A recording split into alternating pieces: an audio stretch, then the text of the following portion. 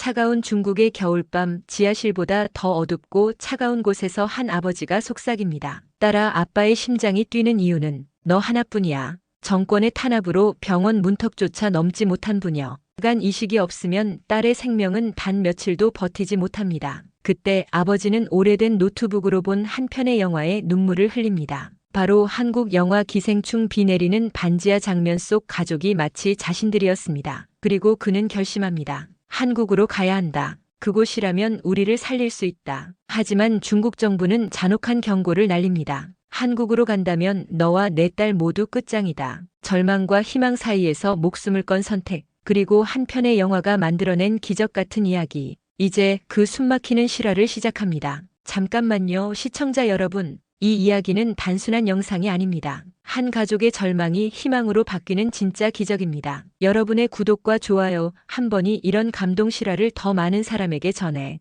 세상을 조금 더 따뜻하게 만드는 작은 불씨가 됩니다. 여러분의 생각을 댓글로 들려주세요. 자, 그럼 지금부터 기적 같은 실화 속으로 떠나보겠습니다. 저는 장외이민 44살입니다. 베이징 대학교에서 영화학을 가르쳤던 전직 교수였죠. 하지만 지금은 지하실에서 딸과 함께 죽음을 기다리고 있는 아버지일 뿐입니다. 영하 20도의 베이징 겨울밤, 창문도 없는 지하실에서 배수구의 얼음물이 뚝뚝 떨어지는 소리만이 정적을 깨뜨렸습니다. 샤오메이의 창백한 얼굴을 바라보며 또다시 밤잠을 설쳤죠. 12살 딸의 숨소리가 점점 가빠지는 걸 느낄 때마다 제 가슴속에서 뭔가 터져나올 것 같았습니다. 아빠, 배가 아파요. 샤오메이의 작은 목소리가 차가운 공기 속에서 희미하게 퍼졌습니다. 희귀 간질환 윌슨병, 구리가 간에 축적되어 서서히 죽음으로 이끄는 무서운 병이었어요. 치료는 가능하다고 했습니다. 하지만 중국에서는 정치적으로 올바르지 않은 가족에게는 의료 혜택을 주지 않았죠. 제 죄목은 단 하나였습니다. 정부의 언론 탄압을 비판한 칼럼을 학교 게시판에 올린 것. 그 하나의 글로 인해 교수직에서 해고되었고 국가의료보험에서도 제외되었어요. 그때까지만 해도 저는 몰랐습니다. 조국이 제게 등을 돌린다는 것이 얼마나 차가운 일인지를. 장외이민 동지, 마지막 기회입니다. 어제 병원에서 만난 보건소 관리자 왕젠화의 차가운 목소리가 귓가에 맴돌았어요. 그는 제 앞에 앉아 서류를 탁탁 두드리며 말했습니다. 당신의 반정부 글들을 모두 삭제하고 공개 사과문을 쓰면 딸아이 치료를 허가해드리죠. 그때 그의 눈빛을 잊을 수가 없어요. 마치 벌레를 보는 듯한 시선이었습니다. 하지만 그렇지 않다면 그는 의미심장한 웃음을 지었어요. 당신 같은 반역자의 자식은 치료할 자격이 없습니다. 저는 주먹을 꽉 쥐었습니다. 손톱이 손바닥에 박힐 정도로요. 자신의 신념을 굽혀 딸을 살릴 것인가, 아니면 원칙을 지키며 딸을 죽음으로 내몰 것인가. 중국의 차가운 현실은 저에게 선택을 강요했어요. 그때 샤오메이가 제 손을 잡으며 말했습니다. 아빠, 어제 그 영화 다시 보면 안 될까요? 지하실에 사는 가족 이야기 말이에요. 제 가슴이 먹먹해졌어요. 지난주 우연히 불법 다운로드로 본 한국 영화 기생충, 반지하에서 생활고에 시달리는 가족의 이야기가 너무나 저희와 닮아 있었거든요. 하지만 그 영화 속 가족에게는 적어도 꿈이라도 있었습니다. 저희에게는 그것조차 없어. 딸아, 아빠의 심장이 뛰는 이유는 너 하나뿐이야. 저는 샤오메이의 차가운 손을 감싸며 다짐했습니다. 이 지옥에서 벗어날 방법을 찾아야 한다고요. 그날 밤 저는 처음으로 신에게 기도했습니다. 무신론자였던 제가 말이에요. 제발 딸만은 살려주십시오. 제가 무엇을 하든 어디로 가든 딸만은 살려주십시오. 다음 날 저녁 저희는 낡은 노트북 앞에 모였습니다. 화면에는 기생충의 반지하 장면이 펼쳐졌어요. 기택 가족이 반지하 집에서 피자 상자를 접으며 하루하루를 버텨내는 모습이었죠. 똑같네, 아빠. 샤오메이가 화면을 가리키며 말했습니다. 우리도 저런 곳에 살고 저렇게 힘들어하잖아요. 저는 말문이 막혔어요. 반지하에서 상류층 집으로 올라가는 계단, 그 상징적인 장면에서 눈물이 흘렀습니다. 이건 우리의 삶이잖아. 영화 속 반지하가 저희 지하실과 오버랩되었거든요. 하지만 다른 점이 있었습니다. 영화 속 가족에게는 위로 올라갈 계단이라도 있었어요. 그때였어요. 갑자기 노트북 화면이 꺼졌습니다. 밖에서 들려오는 무거운 발걸음 소리에 제 온몸이 얼어붙었어요. 군화 소리였습니다. 여러 명의 장외이민, 문 밖에서 중국 국가안전부의 목소리가 들렸어요. 문을 열어라. 제 심장이 쿵쾅거렸습니다. 샤오메이의 눈이 커졌어요. 아이는 아직 12살이었지만 이 상황이 얼마나 위험한지 본능적으로 알고 있었어요. 샤오메이, 침실로 가. 저는 급히 딸을 침실로 밀어넣고 노트북을 침대 밑으로 숨겼습니다. 손이 떨렸어요. 체포영장이 나온 것이 분명했어요. 반정부 활동 혐의로 말이죠.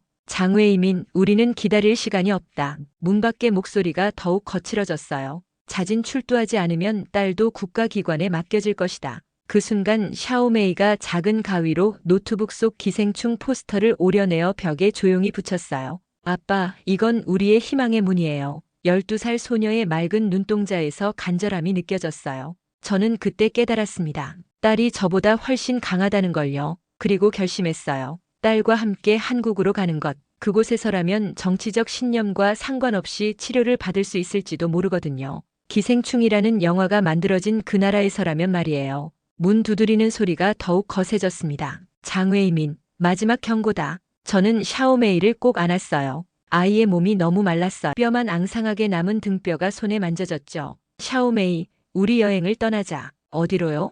샤오메이가 제 눈을 바라보며 물었어요. 한국으로. 기생충을 만든 나라로. 그날 밤 저희는 뒷문으로 몰래 빠져나왔습니다. 국가안전부 요원들이 앞문을 지키고 있는 동안 저희는 지하수도관을 통해 이웃집 지하실로 넘어갔어요. 마치 영화 속 장면 같았지만 이건 현실이었어요. 목숨을 건 탈출이었죠. 이웃집 할머니 리아이젠 할머니께서 저희를 도와주셨어요. 빨리 가거라 웨이미나. 너희가 여기 있으면 나도 위험해진다. 하지만 그분의 눈에서는 걱정이 묻어났어요. 저희는 은밀하게 여행 가방을 챙겼습니다. 샤오메이는 벽에 붙인 기생충 포스터를 마지막으로 바라보며 작은 소망을 빌었어요. 제발 저 영화가 우리를 구해주세요. 그때 창밖으로 검은 승용차들이 보였어요. 공안이 수색을 시작한 거였죠. 저는 샤오메이의 손을 꽉 잡았습니다. 이제 정말 도망가야 했어요. 한국으로 기생충이 만들어진 그 나라로 말이에요. 아빠, 정말 갈 수 있을까요? 샤오메이가 떨리는 목소리로 물었어요. 갈 수 있어. 아니, 가야 해. 저는 단호하게 답했습니다. 그곳에서라면 너를 살릴 수 있을 거야. 그렇게 저희의 목숨을 건 여행이 시작되었어요. 한국이라는 저희에게는 전혀 낯선 나라를 향한 마지막 희망의 여행이 말이죠. 새벽 4시 베이징 수도국제공항. 저희는 마지막 한국행 비행기표를 끊기 위해 공항에 도착했어요. 관광 비자로는 한계가 있지만 일단 한국 땅을 밟는 것이 중요했거든요. 공항 대합실은 차가웠어요. 새벽 공기가 폐속까지 스며들어 숨 쉴 때마다 입에서 하얀 김이 나왔죠. 샤오메이는 제 코트에 파묻혀 졸고 있었어요. 아이의 얼굴이 더욱 창백해 보였습니다. 시간이 얼마 남지 않았다는 걸 온몸으로 느낄 수 있었어요. 이 정도면 충분히. 저는 여권과 항공료를 확인하며 중얼거렸어요. 그 순간이었습니다. 장외이민. 뒤에서 들려온 목소리에 제 혈압이 치솟았어요. 중국 영사관 직원 천하오밍이었습니다. 키가 크고 날카로운 눈매를 가진 남자였죠. 그는 항상 완벽한 정장을 입고 다녔는데 마치 권력 자체를 입은 것 같았어요. 어디 가시는 건가요?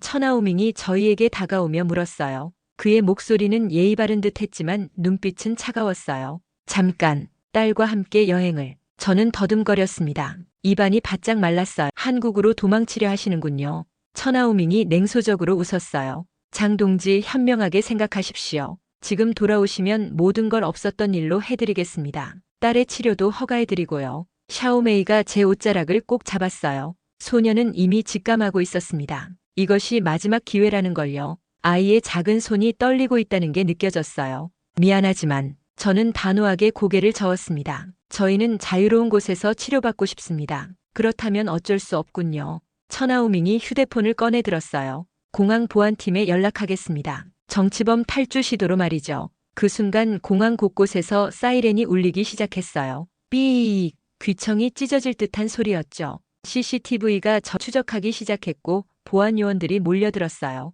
검은 제복을 입은 남자들이 사방에서 달려오는 모습이 보였어요. 저쪽으로. 저는 샤오메이의 손을 잡고 화장실 쪽으로 뛰었습니다. 아이는 숨이 차서 제대로 뛸 수도 없었지만 필사적으로 따라왔어요. 바로 그때였습니다. 대한항공 카운터에서 일하던 한국인 직원이 저희의 급박한 상황을 눈치채고 조용히 다가왔어요. 30대 초반으로 보이는 여성이었는데 눈빛이 따뜻했어요. 이쪽으로 오세요. 빨리요. 그녀가 영어로 속삭였어요. VIP 라운지를 통해 탑승구로 갈 수 있어요. 하지만 저는 망설였어요. 모르는 사람을 믿어도 될지 확신이 서지 않았거든요. 걱정 마세요. 김미영이라고 자신을 소개한 그 여성이 따뜻한 미소를 지었어요. 한국에서는 아이부터 살립니다. 정치는 나중 문제예요. 저는 그때 처음으로 한국인의 마음을 느꼈어요. 모르는 타국의 여성이 목숨을 걸고 저희를 도와주고 있었거든요. 김미영 씨는 저희를 VIP 통로로 안내했어요. 그녀의 손이 따뜻했어요.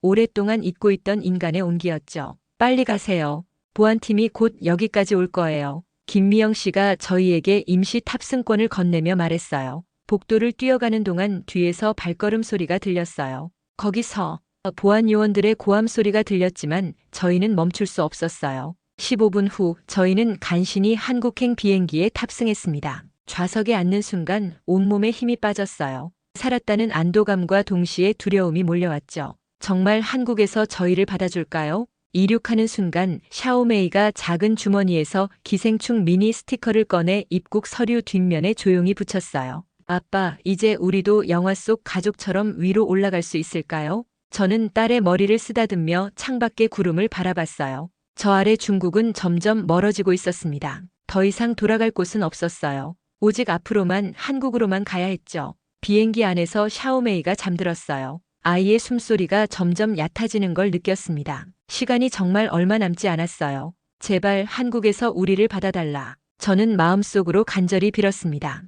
인천국제공항 입국 심사대. 저는 손이 떨리고 있었어요. 혹시 중국에서 송환 요청이 들어와 있는 건 아닐까 하는 불안감이 온몸을 휘감았거든요. 샤오메이는 제 옆에서 창백한 얼굴로 서 있었어요. 아이의 숨소리가 더욱 거칠어졌습니다. 공항 안은 밝았어요. 중국과는 전혀 다른 따뜻한 조명이 공간을 가득 채우고 있었죠. 사람들의 얼굴도 달랐어요. 급하게 걸어가면서도 서로를 배려하는 모습들이 보였거든요. 하지만 저는 긴장을 풀 수 없었어요. 입국 목적이 무엇입니까? 입국 심사관이 영어로 물었어요. 30대 중반으로 보이는 남성이었는데 목소리가 부드러웠어요. 중국 관리들의 차가운 목소리와는 전혀 달랐죠. 관광과 딸의 치료를 위해서입니다. 저는 조심스럽게 대답했어요. 목소리가 떨렸어요. 심사관이 샤오메이의 창백한 얼굴을 살펴보더니 잠시 뭔가를 확인했어요. 컴퓨터 화면을 보는 그의 표정이 진지해졌죠. 제 심장이 쿵쾅거렸어요. 혹시 중국에서 연락이 왔나? 하는 생각에 식은땀이 났거든요. 그때 샤오메이가 입국 서류를 건네는데 뒷면에 붙어있던 기생충 스티커가 심사관의 눈에 띄었어요. 기생충 영화 좋아하세요? 심사관이 의외로 부드러운 미소를 지었어요. 네, 저희에게는 특별한 영화예요. 샤오메이가 조금은 안도된 표정으로 답했어요. 그 순간 심사관의 얼굴이 완전히 달라졌어요. 웰컴 투 코리어. 그가 입국 도장을 찍어주며 말했어요. 병원 진료가 필요하시면 공항 의료센터에서 먼저 상담받으세요. 외국인도 응급치료는 받을 수 있습니다. 저는 그 말을 듣는 순간 눈물이 날 뻔했어요. 외국인도 응급치료는 받을 수 있다는 말이 제 가슴을 울렸거든요. 중국에서는 상상도 할 수 없는 일이었어요. 1시간 후 인천공항 의료센터에서 샤오메이는 간이 검사를 받았어요.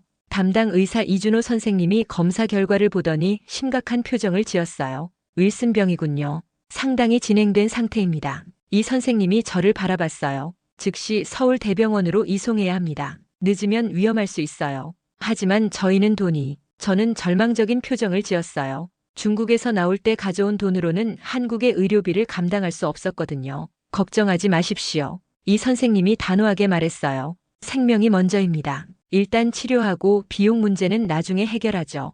여기는 한국입니다. 저는 그 순간 정말로 울었어요. 중국에서는 돈 없으면 죽으라고 했는데 한국에서는 생명이 먼저라고 하더군요.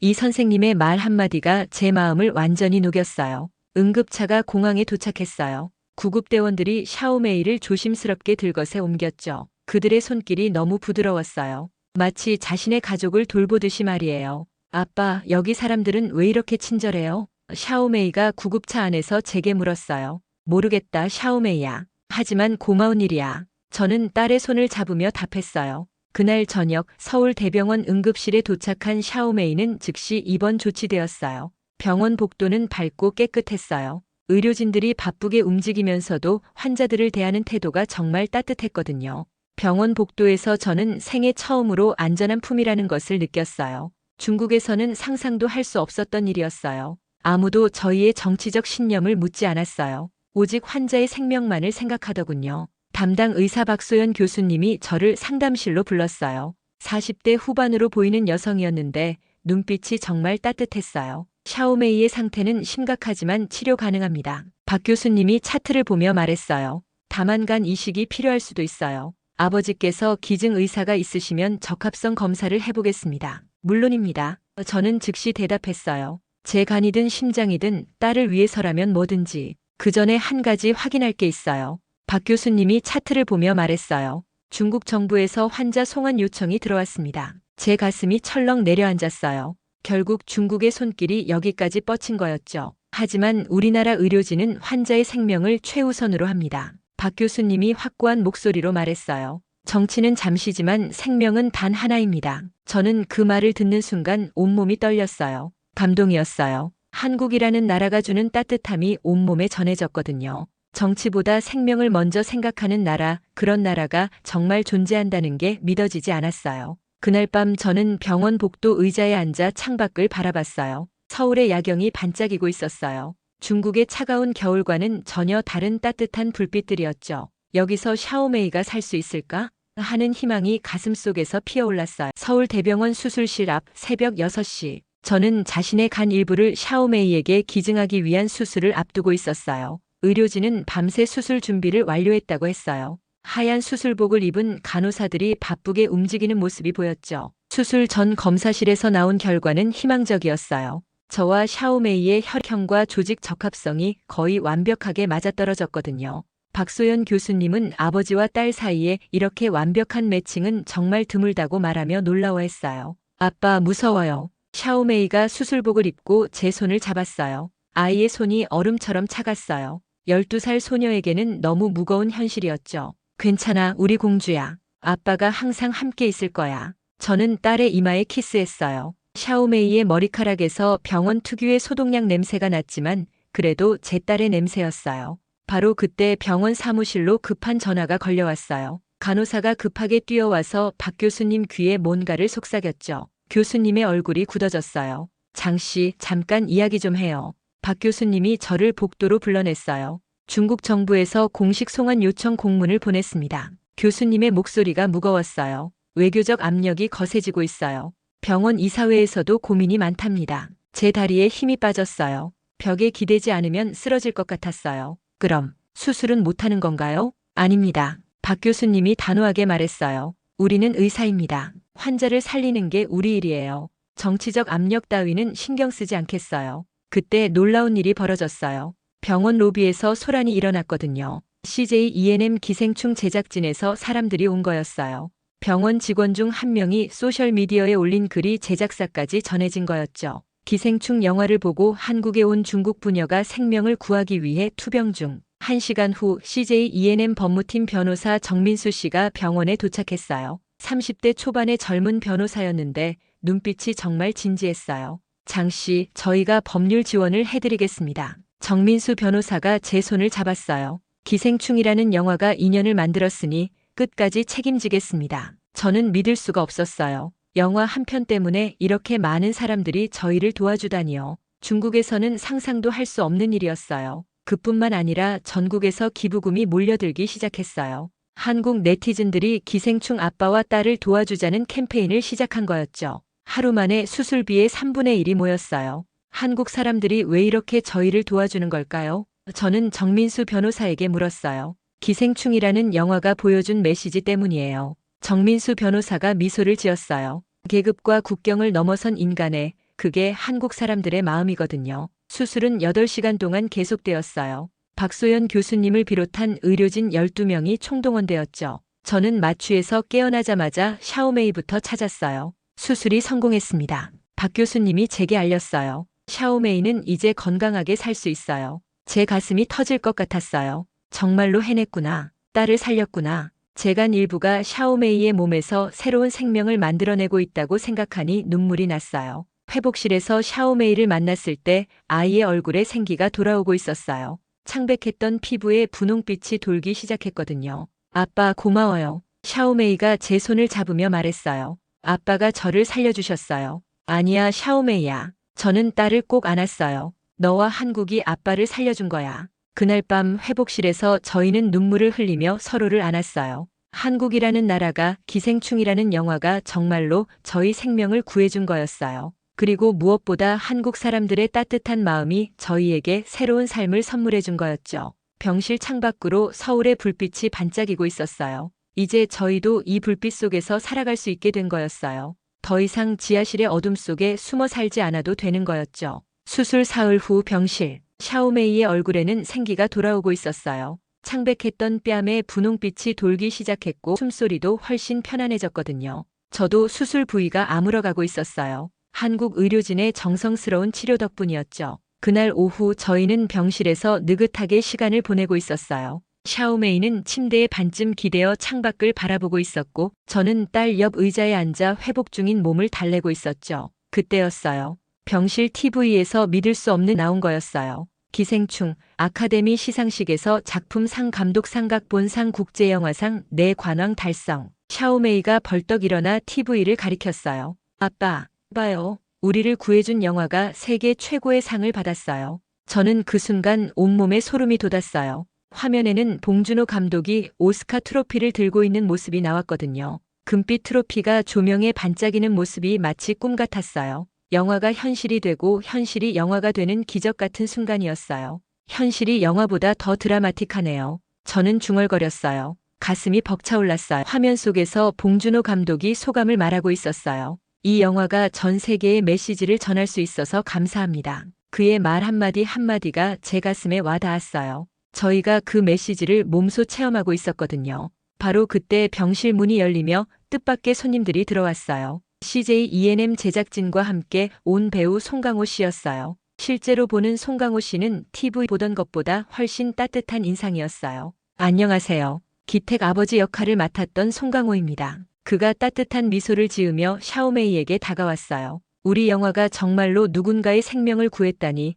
배우로서 이보다 큰 영광은 없어요. 샤오메이는 감격해서 말을 잇지 못했어요. 눈이 동그래져서 송강호 씨를 바라보고 있었죠. 영화 속 아버지가 현실에서 자신을 찾아온 거였거든요. 송강호 씨가 샤오메이 침대 옆에 앉으며 말했어요. 샤오메이, 아프지? 이제 괜찮아? 네, 이제 괜찮아요. 샤오메이가 수줍게 대답했어요.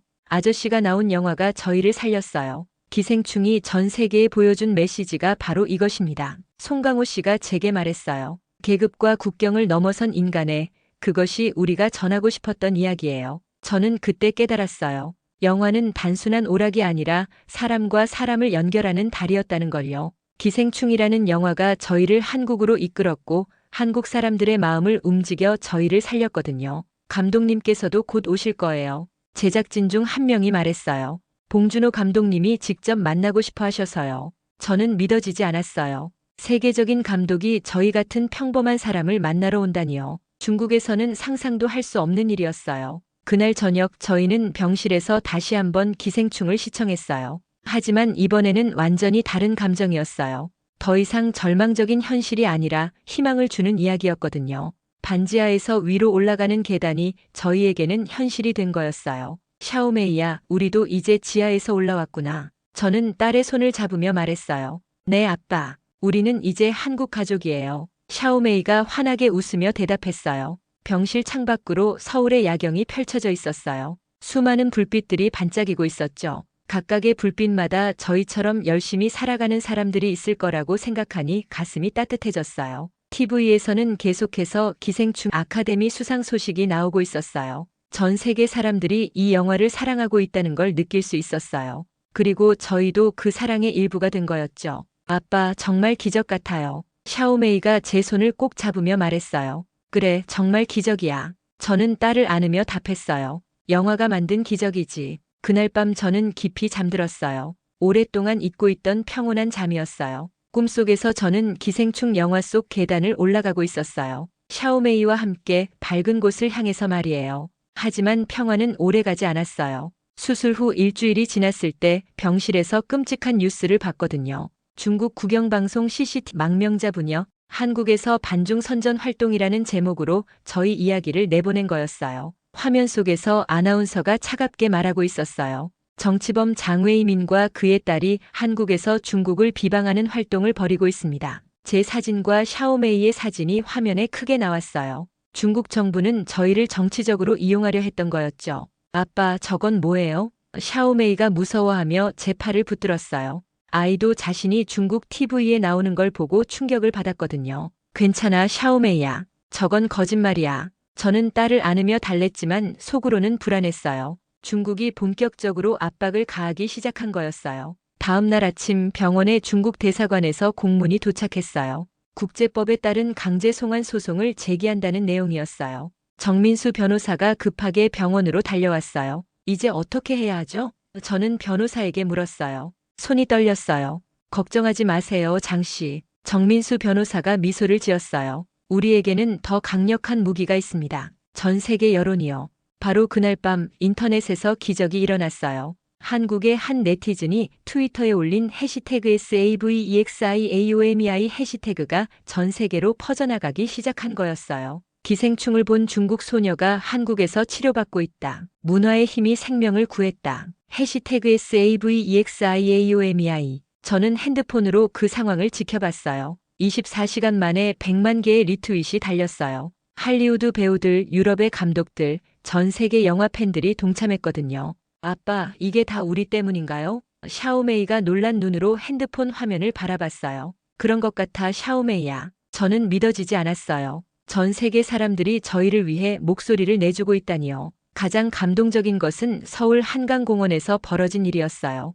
시민들이 자발적으로 모여 기생충 야외 상영회를 열고 저희를 응원하는 촛불 시위를 벌인 거였어요. 병원에서 멀리 떨어진 곳이었지만 뉴스를 통해 그 모습을 볼 수 있었어요. 샤오메이야, 저기 봐. 저는 병실 창문을 가리켰어요. 멀리 한강변에서 수천 개의 촛불이 반짝이고 있었거든요. 저 사람들이 모두 우리를 위해 모인 거야. 샤오메이는 눈물을 흘리며 창밖을 바라봤어요. 아빠, 한국 사람들은 정말 따뜻해요. 우리는 가족도 아닌데. 이제 우리도 한국 가족이야, 샤오메이야. 저는 딸을 꼭 안았어요. TV 뉴스에서는 전 세계의 반응을 계속 보도했어요. 프랑스의 칸 영화제 관계자들이 성명을 발표했고 독일의 베를린 국제영화제에서도 지지 의사를 밝혔어요. 심지어 미국의 아카데미 영화예술과학 아카데미에서도 공식 성명을 냈어요. 중국의 정치적 압력은 전 세계 여론 앞에서 무력해졌어요. 소셜미디어에서는 해시태그 SVEXIAOMEI와 함께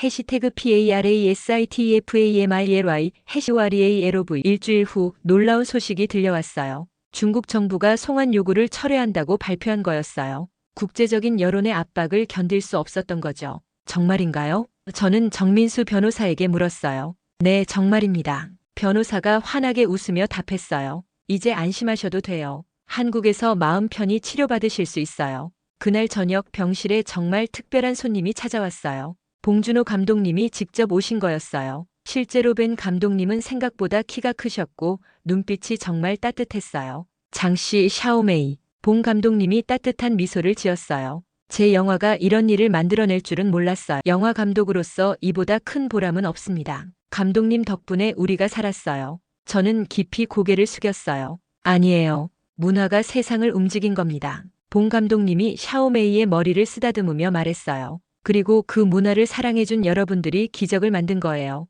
봉 감독님은 샤오메이에게 특별한 선물을 주셨어요. 기생충 촬영 때 사용했던 소품 중 하나인 작은 돌멩이였어요. 영화에서 기우가 들고 다니던 그 수석이었거든요. 이 돌이 너에게 행운을 가져다 줄 거야. 봉 감독님이 샤오메이에게 말했어요. 샤오메이는 그 돌을 두 손으로 소중히 받아들었어요. 감독님 정말 고마워요. 평생 간직할게요. 그날 밤 저는 창밖을 바라보며 생각했어요. 한 편의 영화가 이렇게 많은 사람들의 마음을 움직일 수 있다니. 그리고 그 마음들이 모여서 저희 같은 작은 가족을 구할 수 있다니. 정말 기적 같은 일이었어요. 세상에는 아직 따뜻함이 남아있다는 걸 느꼈어요. 그리고 그 따뜻함의 중심에 한국이 있다는 것도요. 1년 후 2025년 겨울 서울 관악구의 작은 전셋집에서 저는 이 이야기를 쓰고 있어요. 창밖으로는 가늘게 비가 내리고 있었어요. 마치 기생충 영화의 한 장면 같았지만 이번에는 절망이 아닌 희망의 비였어요. 저는 작은 책상에 앉아 손편지를 쓰고 있었거든요. 받는 사람은 봉준호 감독님이었어요. 샤오메이는 완전히 건강을 되찾았어요. 한국어도 유창해졌고 근처 중학교에 다니며 새로운 친구들과 즐거운 학교 생활을 하고 있었거든요. 매일 아침 교복을 입고 아빠 다녀올게요. 라고 말하며 집을 나서는 딸을 보면 정말 꿈 같았어요. 안녕히 다녀와 우리 딸. 저는 매일 아침 샤오메이를 배웅하며 마음속으로 감사 기도를 올렸어요. 살아있다는 것, 건강하다는 것, 그리고 이 따뜻한 나라에서 함께 살고 있다는 것에 대해서요. 저도 서울의 한 대학교에서 시간 강사로 영화를 가르치고 있었어요. 중국에서 했던 일을 한국에서도 계속할 수 있게 된 거였죠. 학생들에게 중국 영화사를 가르치면서 가끔씩 저희 이야기도 들려주곤 했어요. 교수님, 정말 영화 때문에 한국에 오신 거예요? 학생들이 신기해하며 물어보곤 했어요. 그래요. 한 편의 영화가 우리 가족의 운명을 바꿨어요. 저는 항상 그렇게 답했어요. 문화의 힘이 얼마나 위대한지 여러분도 알았으면 좋겠어요.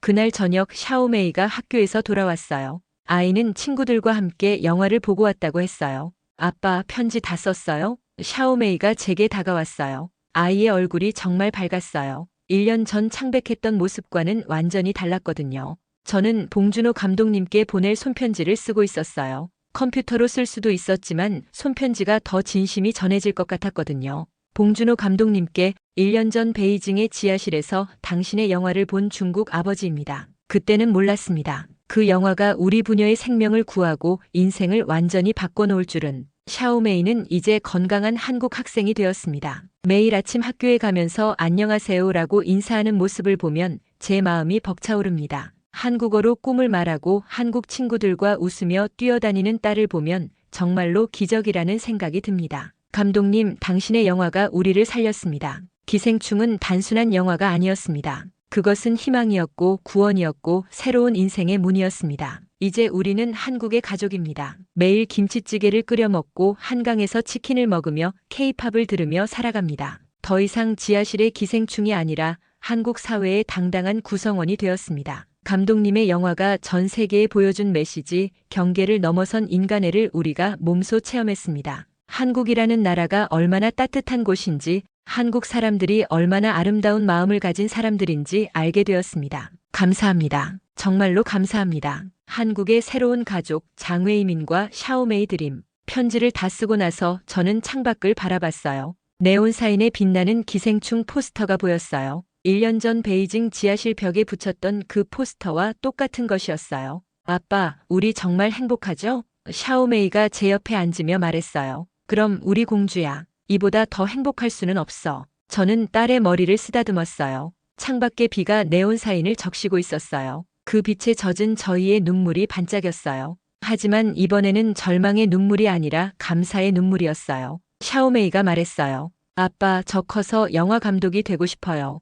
봉준호 감독님처럼 사람들에게 희망을 주는 영화를 만들고 싶어요. 그 순간 저는 깨달았어요. 우리가 받은 사랑을 이제 다른 사람들에게 전해야 한다는 걸요. 기생충이라는 영화가 저희에게 새로운 삶을 선물해줬듯이 저희도 누군가에게 희망을 줄 수 있는 사람이 되어야 한다는 걸요. 그날 밤 저는 샤오메이와 함께 한강을 산책했어요. 강물이 서울의 불빛을 반사하며 흘러가고 있었어요. 저희도 이제 이 흐름의 일부가 된 거였어요. 샤오메이야, 우리가 한국에서 받은 사랑을 다른 사람들에게도 나눠주자. 저는 딸에게 말했어요. 네, 아빠. 저도 누군가의 희망이 되고 싶어요. 샤오메이가 환하게 웃으며 답했어요. 한 편의 영화가 한 가족을 구하고 한 나라의 품이 세계를 감동시켰습니다. 이것이 한국 문화의 힘입니다. 이것이 기생충이 전 세계에 보여준 진정한 메시지입니다. 지금도 어딘가에서 절망 속에 있는 누군가가 있을 거예요. 그들에게도 희망의 영화가, 희망의 나라가 필요할 거예요. 한국이 저희에게 그랬던 것처럼 말이에요.